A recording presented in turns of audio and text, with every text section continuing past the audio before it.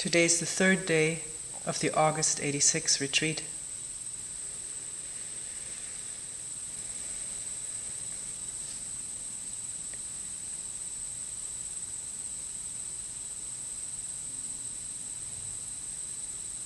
We spoke yesterday about not moving during a round of sitting.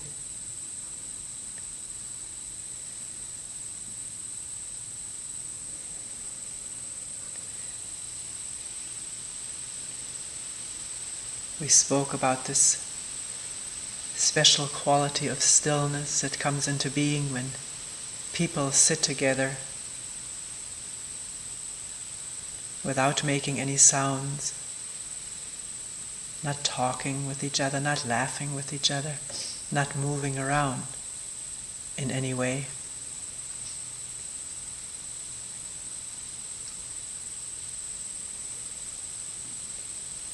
We also mentioned how does one listen to the sound of someone moving, if someone is moving.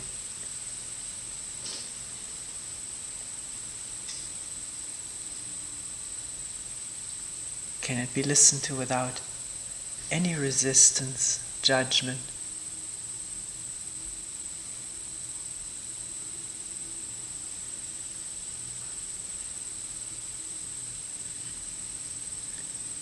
Then in the meeting it was brought to mind that something else can be going on in this silent sitting.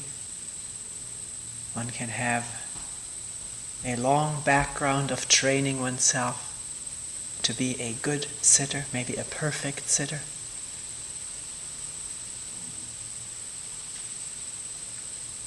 With a strong image sitting there on the mat of one's posture, the correctness of it, according to the masters who have given instruction on correct sitting.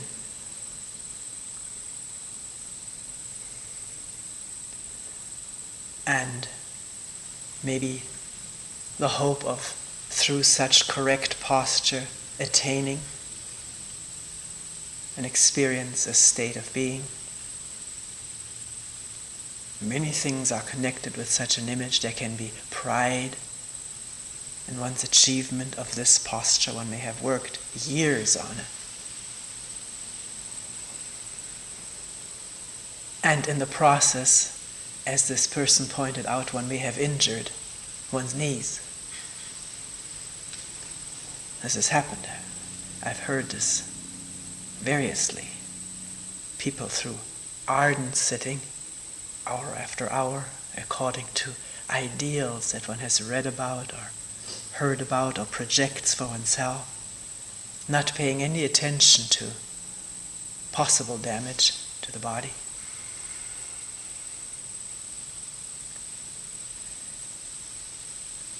And if one has sat like this for a long time and becomes aware of it, the body relaxes. If one sees the absurdity of such an image, controlling the body and mind, this is really seen, the body relaxes, maybe loosens up.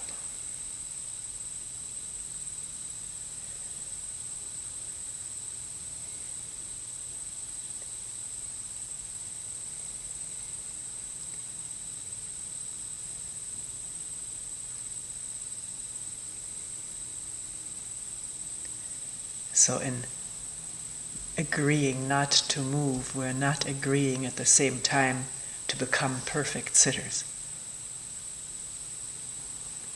There's never such a thing talked about here.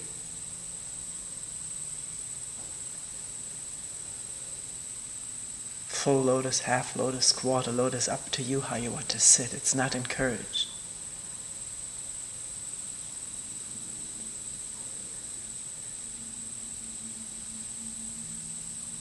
But can one look at the ideas that one is connecting with such postures? and one's possible past training connected with it. See through it, not to be governed by it.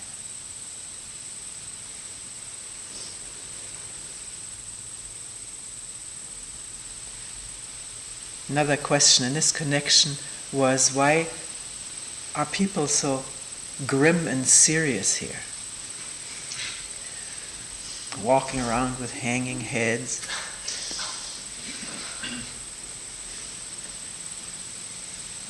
Not smiling at each other. And the person asked, isn't that walking in an imposed self-isolation? Why is there no humor, no laughter?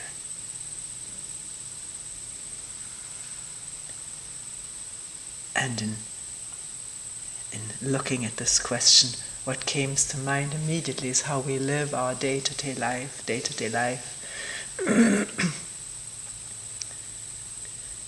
Getting together with people, almost constant laughter at a party. One person outdoing the other with jokes. And everybody feeling one has to laugh until these wrinkles sort of start hurting.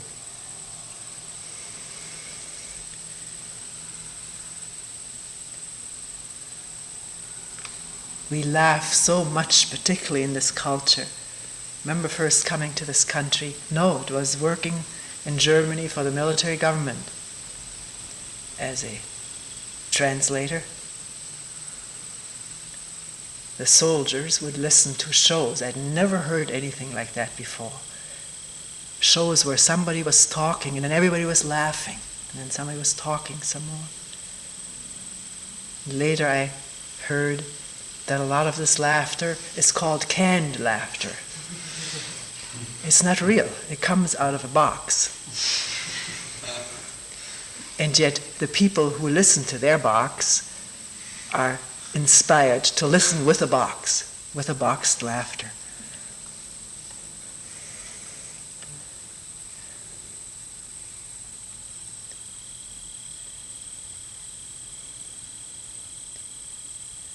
There's absolutely nothing wrong about laughing. But where is our laughter coming from? Is it sort of I can't even describe it. I think we all know it. We have learned to laugh, to keep smiling, to be friendly, to expect friendliness in the shape of a smile. There are badges one can put on one's clothes. A round badge, which is 2 dots, a straight line, and a smile.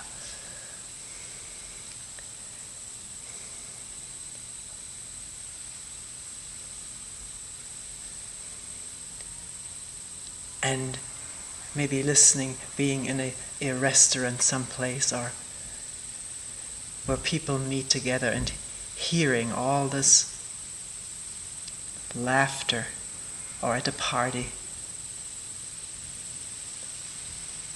Can't one hear the sadness underneath? The isolation of the laughing people, trying to bridge it through jokes.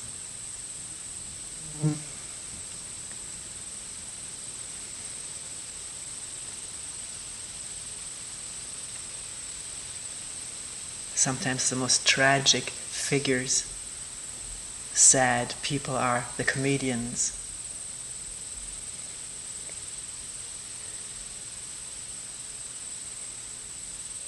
Making a living out of making people laugh, but coming home and being afraid to be alone in the house.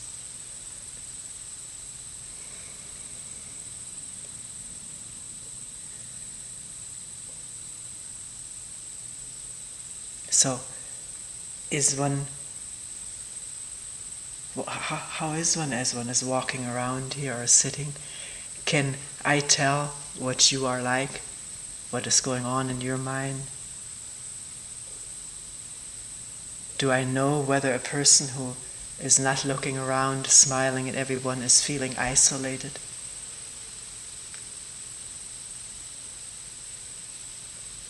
Or can I tell that because a person is looking around smiling at me, she's not feeling isolated? Feeling of isolation has nothing to do with the expression on our face. It has to do with this deep, solid feeling of being separate, being a separate being.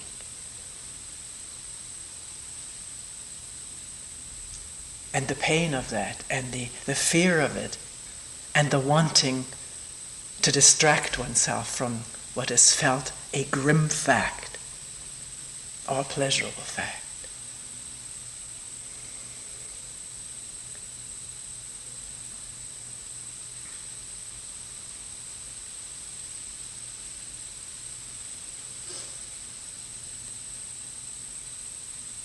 The reason a lot of people come here, and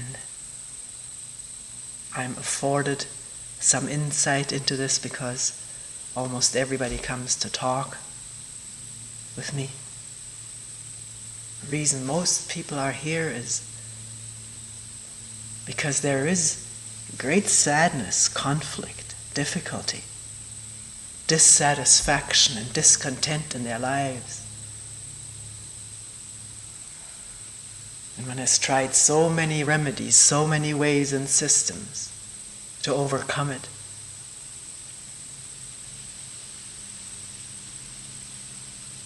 And maybe coming here to find out the basis of it all, the source of it.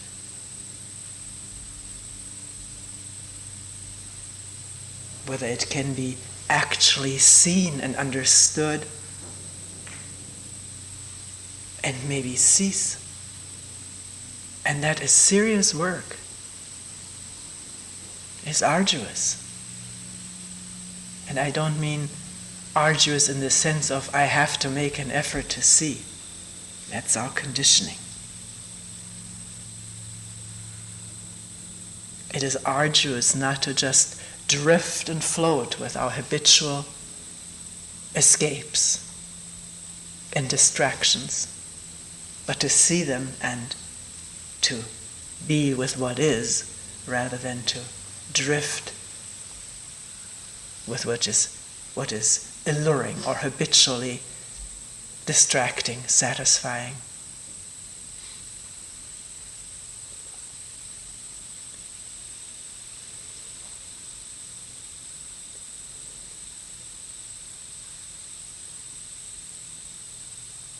And at the same time, not to take oneself so seriously.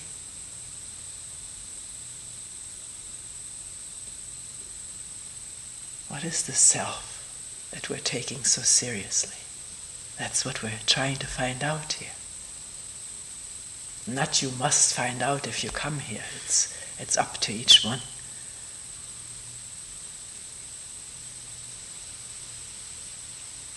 Which brings me to another thing that has been brought up in the meeting, where a person said,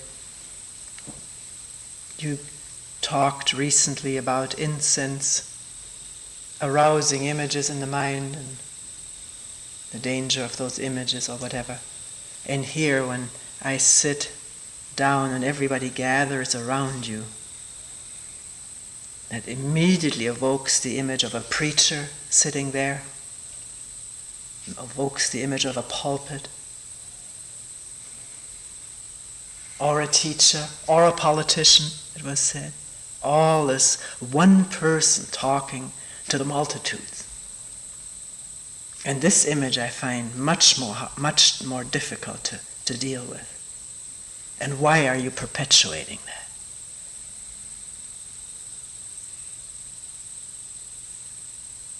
Why are just you talking?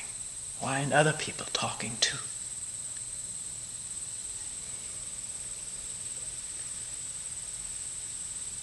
See, no one can remove an image for someone else. It's impossible.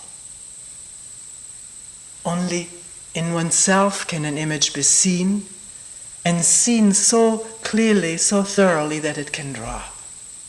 That one can see the person, herself or himself, and listen to what is being said without the obstruction of the image. The image makes it impossible. Then what is said is filtered through the projected image. It is distorted through that and doesn't arrive the way it is said.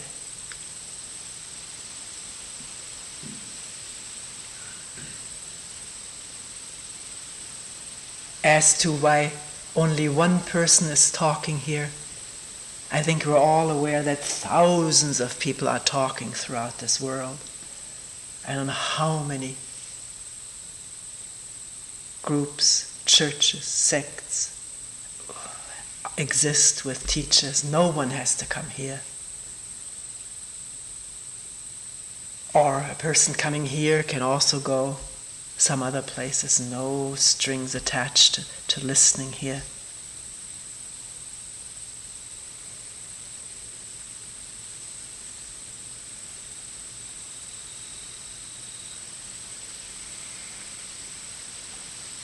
The reason that talks are given is that there is so much to talk about.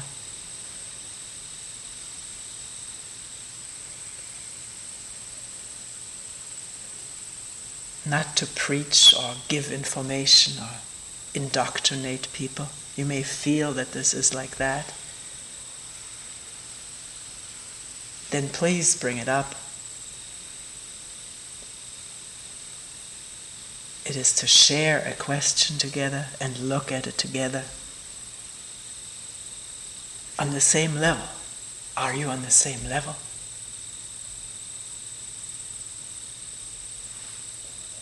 Are we sharing this?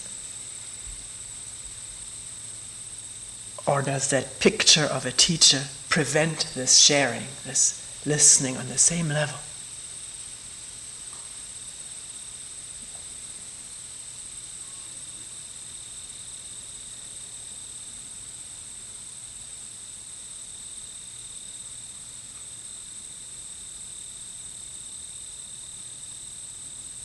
Why is it so tremendously difficult to divest oneself of an image of another person?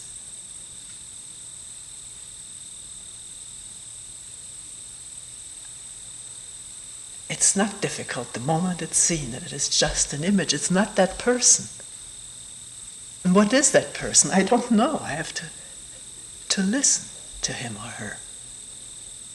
Not remember what he said or she said the last time. But right now, listening to each other, freshly. And that's possible when the attention is there, when the energy is gathering in awareness, and not slipping into all kinds of memory channels. Then memory is listening. The whole past is listening, but not this moment of listening.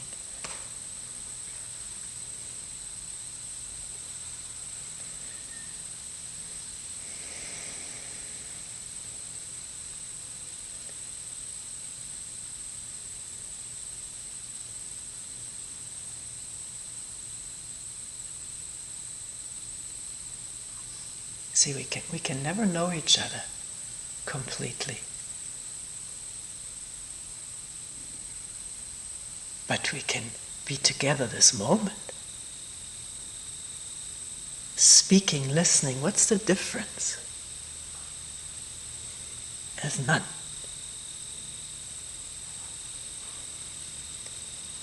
There's none when you and I are at the same place. Which is no place, it's just the openness of looking, wondering, listening.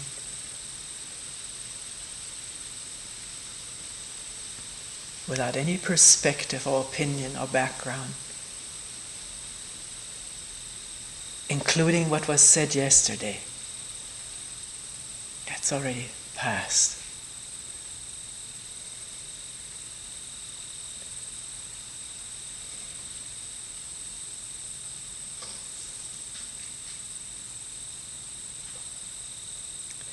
We'll continue with a question that was started yesterday. The second half we didn't go to. If you think right now, wait a minute, you just talked about no past. How come you're dredging up something from the past?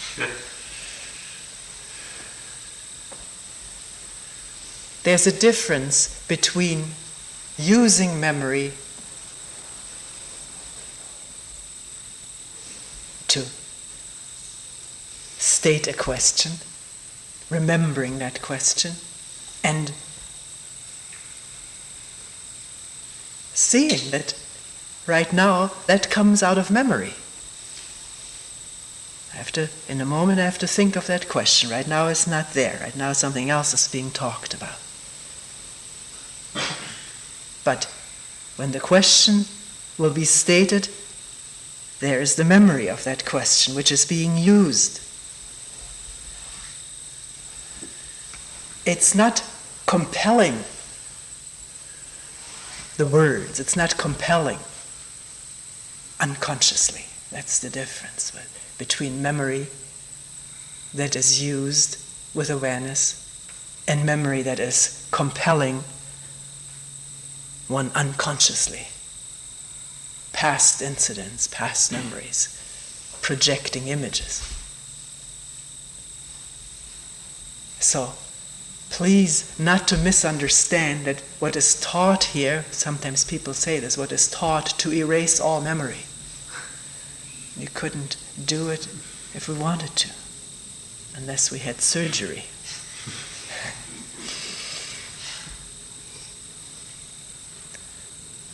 There was a movie once about that. It was a funny and sad movie. It's One Flew Over the Cuckoo Nest, it was called. Mm-hmm.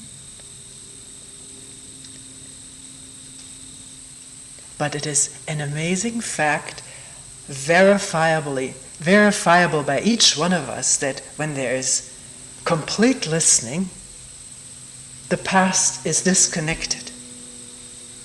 Except when drawn upon, to give an example, or to use the language, to find a word, a name. But it's not compulsively driving. It's quiet, it's still. The plug is not there.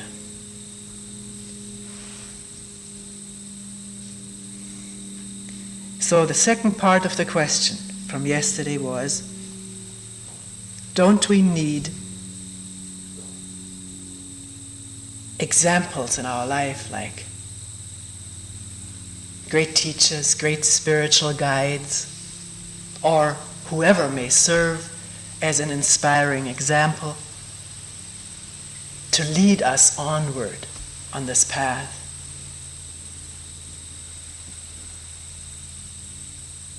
To guide us, to make us a better person. The person didn't say all of this. This is sort of a combination of things that are being talked about in meetings. Don't we need examples?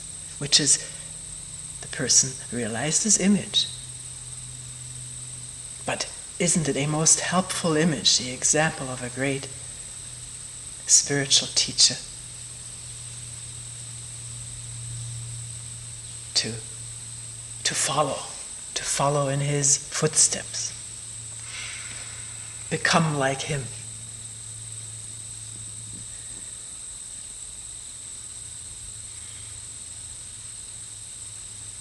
Can one look at this for oneself?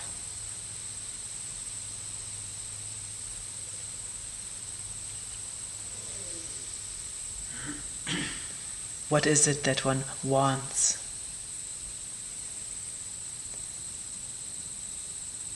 Does one want to become like someone else?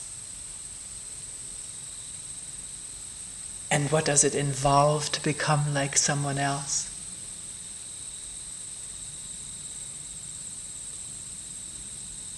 Doesn't it involve, we're looking at it right now, I haven't thought this out, we're doing it now.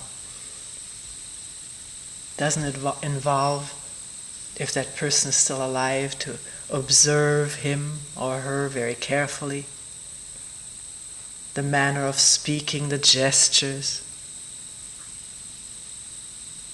the way of living, the actions, and then trying to emulate that, imitate it.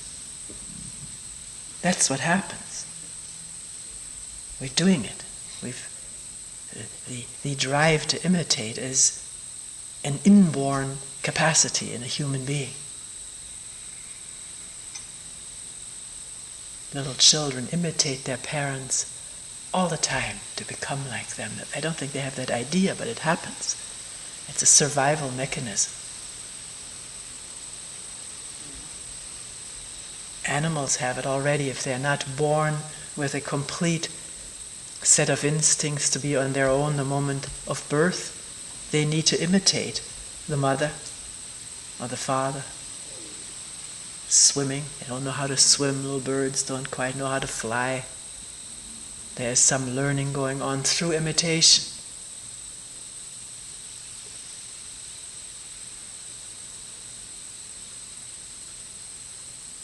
So in learning to emulate an inspiring person or leader is when acquiring a new conditioning.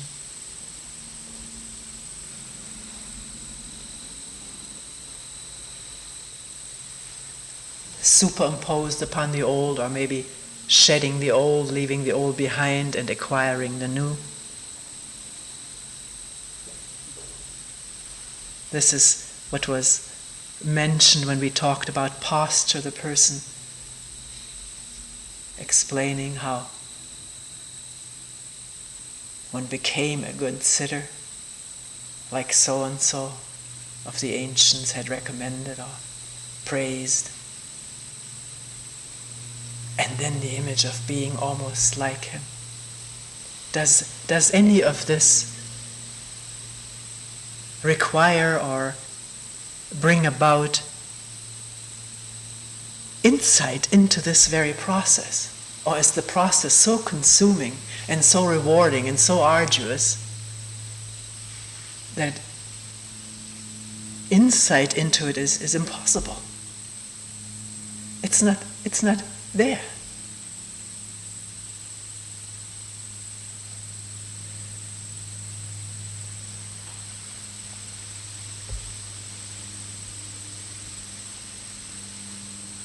I remember when starting out to give some talks in a small group I was leading back home, and we had some 2-3 day sittings and starting to give some talks and asking people. Some people would come from Rochester who had been to Sesshin there, and I'd ask them, what would you like to hear? And the majority of people said, read us inspiring stories about masters, because that provides an energy with which one can get through the day and the night of sitting.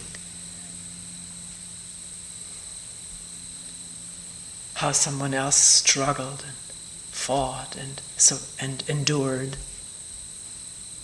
and kept going, legs falling off.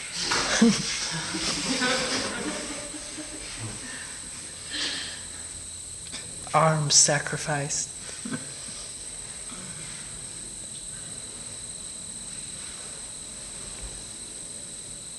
To get the summum bonum, the best of all, that experience of enlightenment.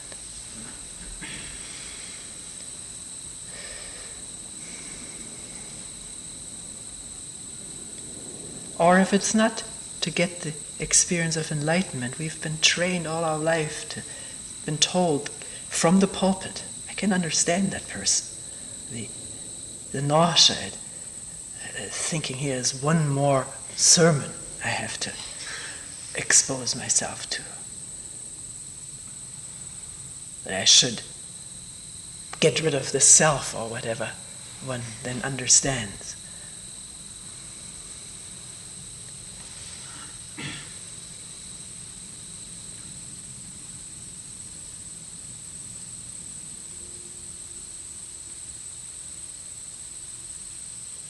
Lost the track.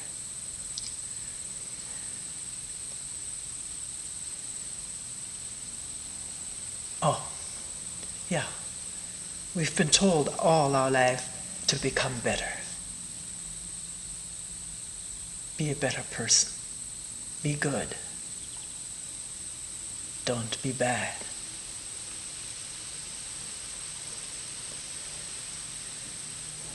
Control yourself. Control your anger. Become nonviolent. Conferences, I read advertisements throughout this country on nonviolence. Gandhi spending a lifetime trying to make the Indian, Hindu, and Muslim population nonviolent. There was a very dramatic movie about that we once saw. The masses of white-clad people marching after this frail leader. And then one instance, and again Muslims shooting Hindus and Hindus shooting Muslims. And Sikhs, and English in there.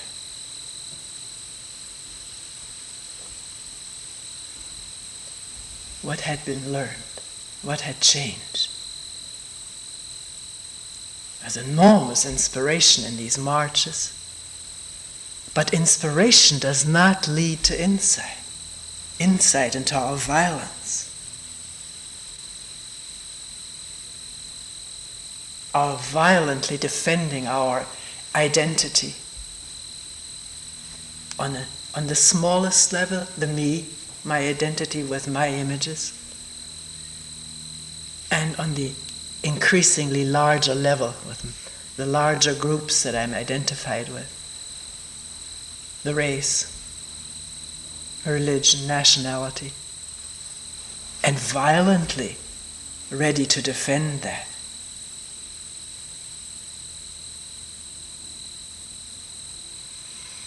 Not shying away of killing other people to defend this identity.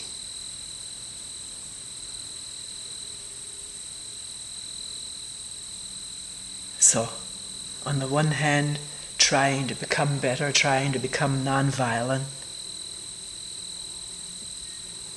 and yet not understanding violence, greed, anger, rage, feelings of inferiority with all their demands for compensation, for power, joy of power, not understanding that, seeing it arise and function in oneself, actually or in fantasy. Outwardly one may be a very smiling, kind, soft-spoken person, but inwardly rage may rage. Suppressed. Or, if one begins to open up this box, it may surface, and one may be utterly amazed what one finds in oneself.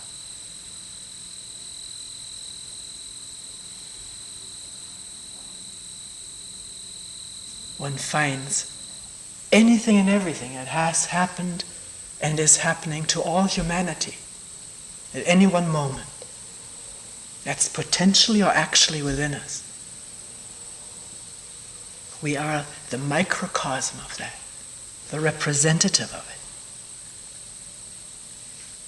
If we like it or not, it is so. One can see it for oneself, exposed to different situations.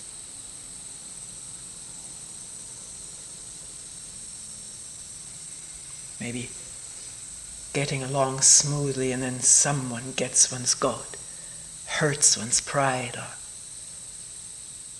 touches the weakest spot and we explode. Or we have learned to control ourselves, but inwardly there's such a seething, so that often mild-mannered, smiling people who maybe the school principal said he was always a good boy are capable of committing murder or multiple murder.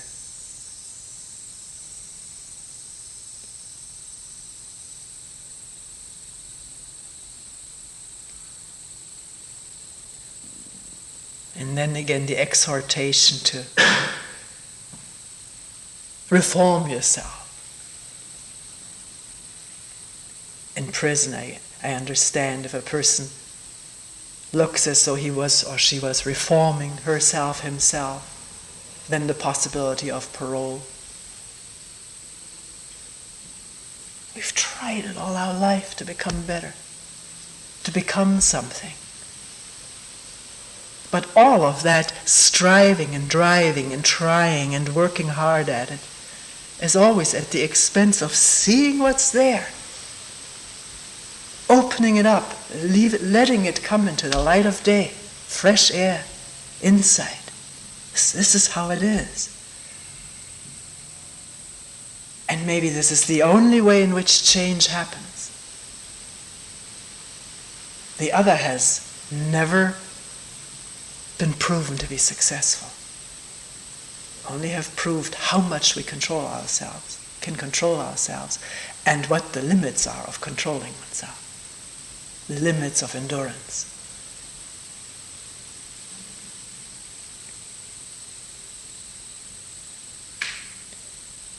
Also, we could look at it in a different way,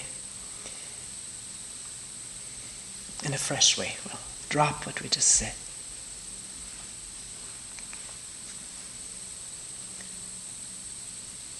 All this wanting to be like the masters or the Buddhas, the Jesuses. It all happens in this box of self.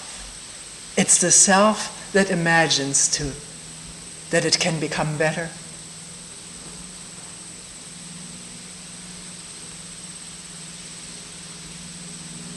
And works to get there, adopting new ways, reconditioning itself, renouncing, living ascetically, giving things away. It's all within this box of self. The self trying to improve the self is still the self. The self trying to get rid of the self is also still the self. Trying to save itself is still the desire of the self. It always happens within the same box, which is the self. Do you see that?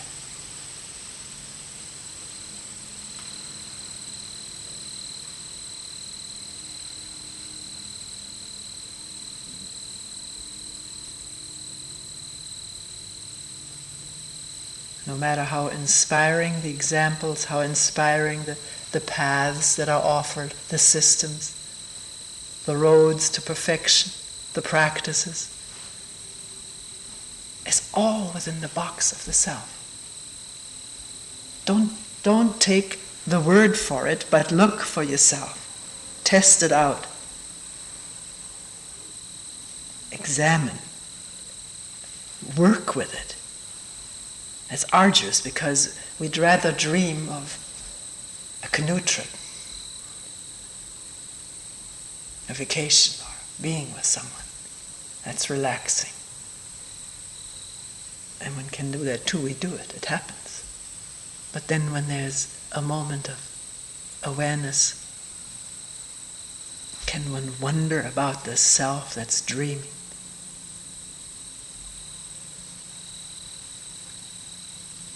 Dreaming of becoming better, becoming enlightened, or improving itself.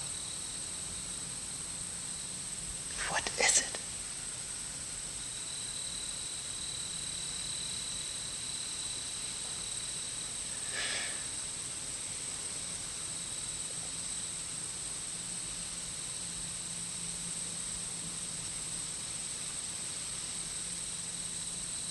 What is usually said, people tell me about it and I've heard about it. Just go along on the path or just follow the method. the practice, and eventually you will break out of that box. That is the reward of doing this practice. Don't worry about starting in the box. Just follow it with faith, ardor, determination. And eventually this box will break down.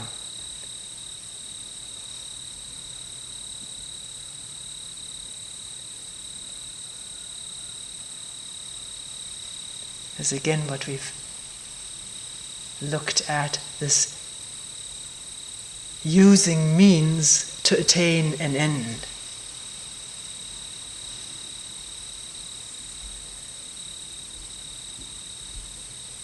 But the means we are using are conditioning the mind. And conditioning can never lead to unconditioning. Because what is unconditioned, free from all boxes, has no cause. It cannot be willed or practiced into being. We hope it could, and we believe those who tell us it can. Because we're so desperate. Because we're so desperate, we're so exploitable.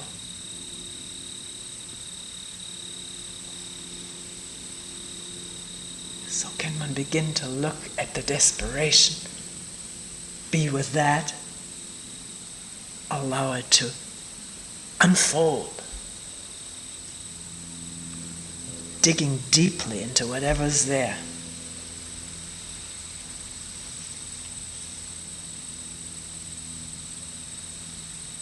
Without any means. There are no means for this. There's just attention, awareness. That's not a means. It's the end.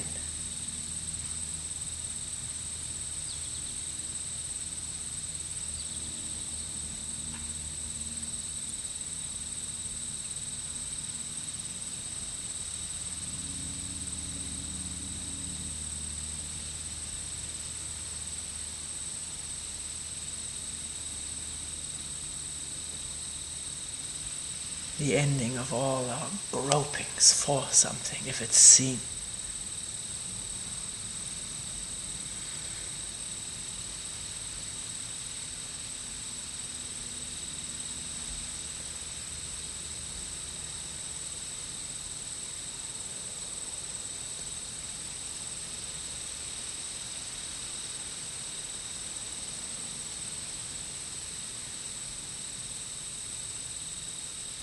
So are we searching for a new method and conditioning?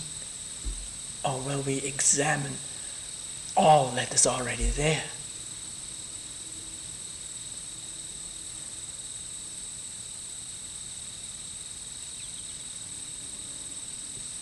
As it reveals itself in our relationship with each other, silently or verbally,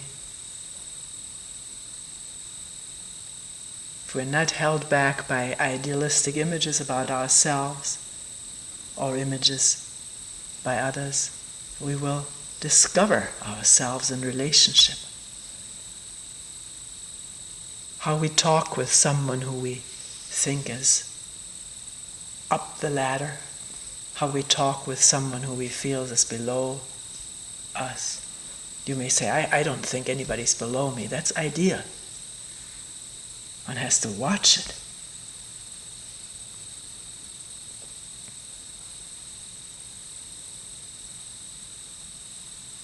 Not to assume anything about oneself.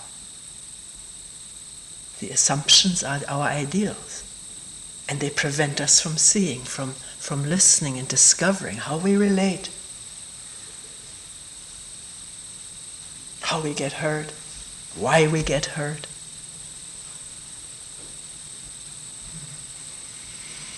People say, I can't talk to him or her because he or she will explode. I can't say something to him or her. How does one talk to him or her? And how does one listen to him or her? Already like a bulwark full of explosives ready to fire back? That's what we are so often. And what are we defending?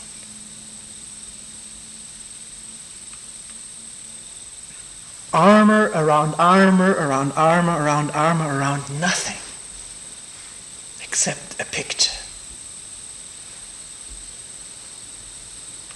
A picture connected with deep feelings and emotions.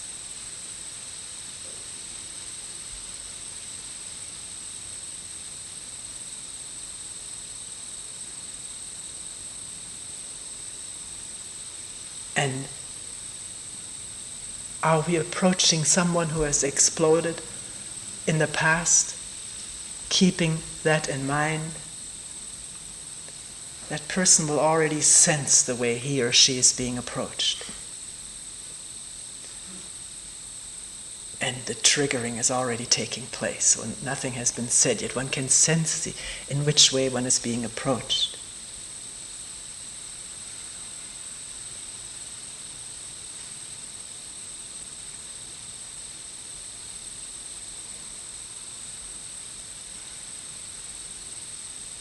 Can one start fresh like a fool?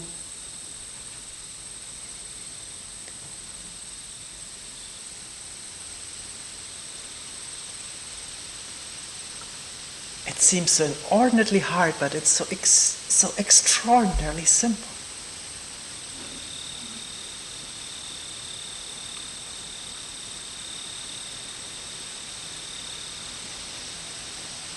To look at someone now,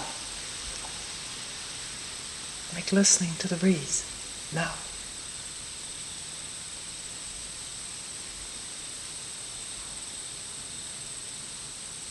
What one has to talk about may concern something that happened in the past, but this is not being held in between. There's no screen there, no colored glasses. An innocency.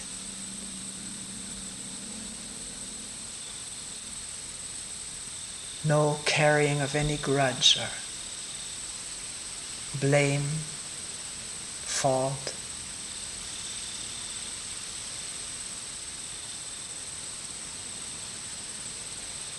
We can't train in that.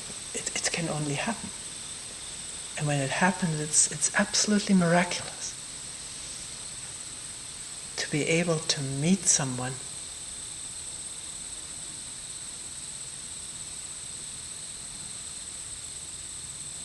simply.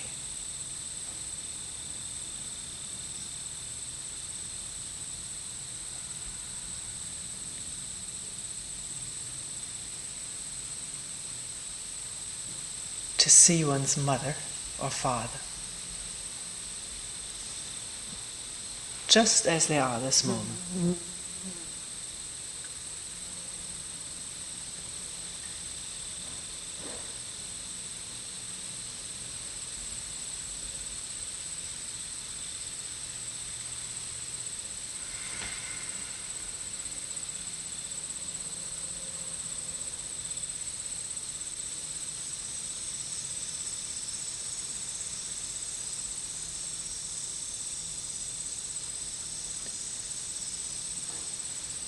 The memory, even though it may be there or called upon, not compelling the response.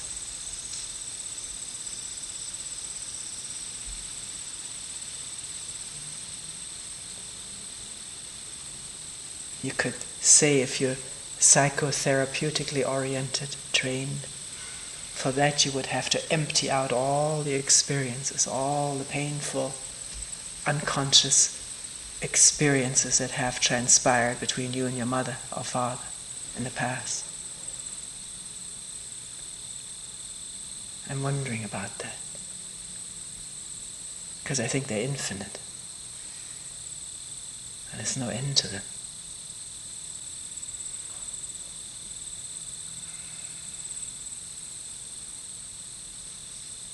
But the amazing thing is that this past, by being here now, can disconnect the whole thing, the totality of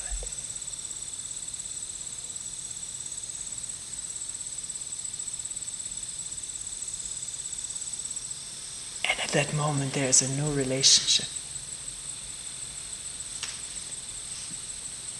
which is one of love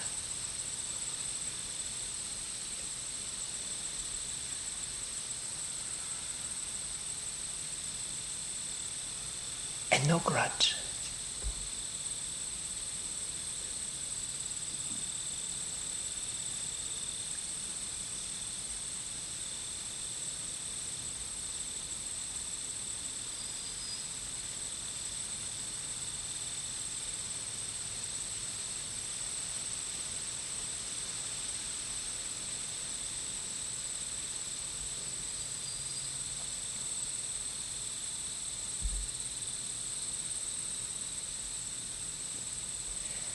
The beauty of it is no one can do it for us. That's why we don't need to depend on anybody for this.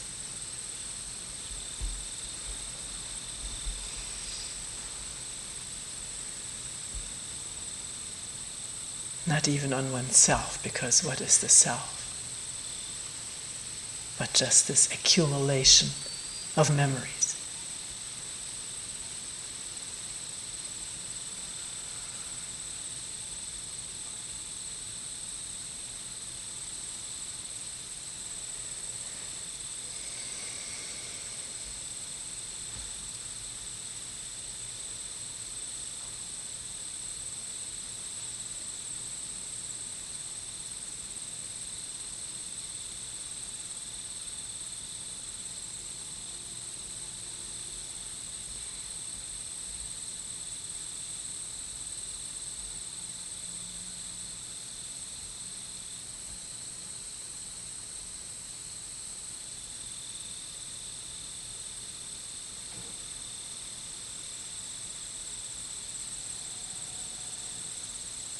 We will end here for today.